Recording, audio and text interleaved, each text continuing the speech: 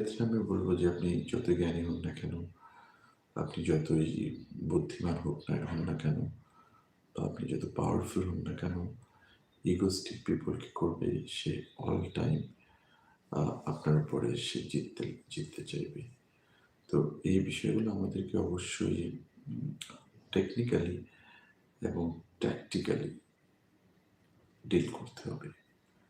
নতুবা আমরা egoistic people এর সাথে আমরা কখনোই আ জয়ী হতে পারব না। এবং তাদের ইগোর অন্যতম কারণ হলো যে তারা কম জানে এবং তাদের যে কোয়ালিটি বা তাদের যে এডুকেশন সেটা আপনার থেকে কম। যার কারণে তারা এই যে তাদের যে ইগনোরেন্স, তাদের যে অজ্ঞতা, এই অজ্ঞতাকে ঢেকে রাখার জন্য তারা সবসময় যেকোনো